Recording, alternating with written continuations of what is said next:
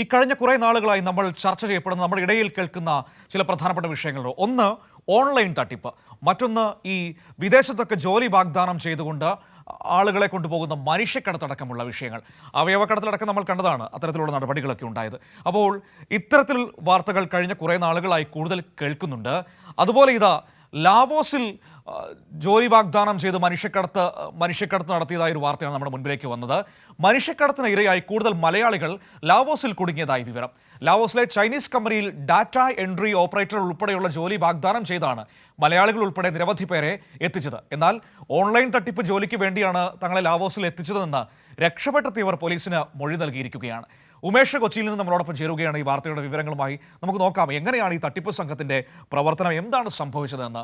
ഉമേഷ്, ഇതിപ്പോൾ ഈ കഴിഞ്ഞ കുറേ നാളുകളായി ഇത്തരത്തിലുള്ള തട്ടിപ്പുകളെക്കുറിച്ചുള്ള വാർത്തകൾ വ്യാപകമായി നമ്മുടെ ഇടയിലേക്ക് വരുന്നുണ്ട്. പക്ഷേ വീണ്ടും വീണ്ടും നമ്മുടെ ആളുകൾ ഇതിൽ പോയി കുടുങ്ങുകയാണ്. ഇതിപ്പോൾ ലാവോസിലേക്ക് ജോലി വാഗ്ദാനം ചെയ്ത് കൊണ്ടുപോയി മനുഷ്യക്കടത്തിന് ഇരയാക്കിയിരിക്കുകയാണ്, പറ്റിക്കപ്പെട്ടിരിക്കുകയാണ് നിരവധി ആളുകൾ. ഇവിടെ എന്താണ് സംഭവിച്ചത്? എങ്ങനെയാണ് ഈ ആളുകളെ കുടുക്കിയത്?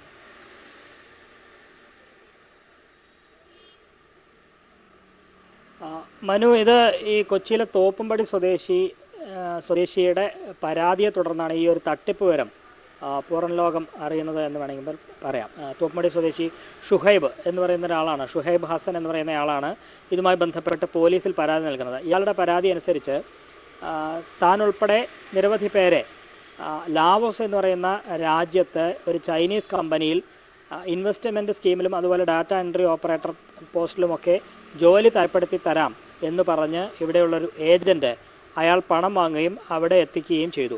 അതിനുശേഷം ഈ ചൈനീസ് കമ്പനി ഈ പറഞ്ഞ ജോലിയല്ല അവരെ കൊണ്ട് ചെയ്യിപ്പിച്ചത്, പകരം ഓൺലൈൻ തട്ടിപ്പ്, അതാണ് ആ സ്ഥാപനം നടത്തുന്ന ജോലി. ആ ഓൺലൈൻ തട്ടിപ്പ് ജോലിക്ക് വേണ്ടി ഇവരെ പ്രേരിപ്പിച്ചു എന്നുള്ളതാണ് പറയുന്നത്. ഈ ജോലി ചെയ്യാതിരുന്നാൽ വലിയ തരത്തിൽ മാനസിക ശാരീരിക പീഡനം ഏൽപ്പിക്കുകയും അങ്ങനെ ജോലിയിൽ നിർബന്ധിച്ച ജോലി ചെയ്യിക്കുന്ന, ഈ തട്ടിപ്പ് ജോലി ചെയ്യിക്കുന്ന സാഹചര്യം ഉണ്ടാവുകയും ചെയ്തു എന്നാണ് പറയുന്നത്.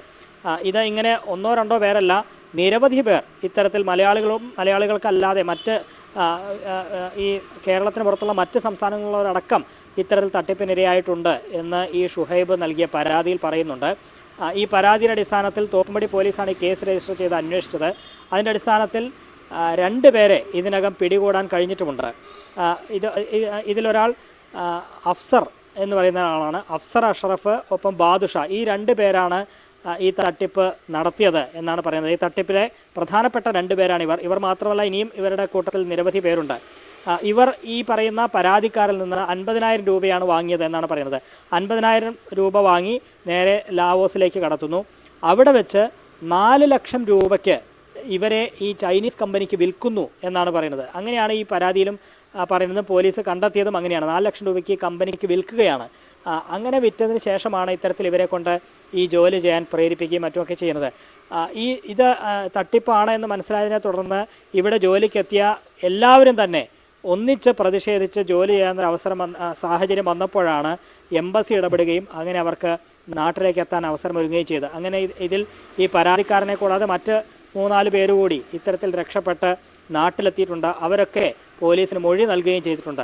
ഈ മൊഴി അനുസരിച്ച് ഇപ്പോൾ 2 മലയാളികൾ പിടിയിലായിട്ടുണ്ട്. അതുകൂടാതെ മറ്റൊരു മലയാളി കൂടി ഇതിൻ്റെ പിന്നിലുണ്ട് എന്നാണ് അറിയുന്നത്. അതുകൂടാതെ കേരളത്തിന് പുറത്തുള്ള ഒരാളും ഇതിന് പുറമെ ഈ പറയുന്ന ചൈനീസ് കമ്പനിയിലെ ജീവനക്കാരും, ചൈനീസ് കമ്പനിക്ക് നേതൃത്വം നൽകുന്നവരും ബന്ധപ്പെട്ടവരും ഒക്കെയാണ്. ചൈനീസ് പൗരന്മാർ അടക്കം ഇതിൽ പ്രതികളായി വരുന്നുണ്ട്.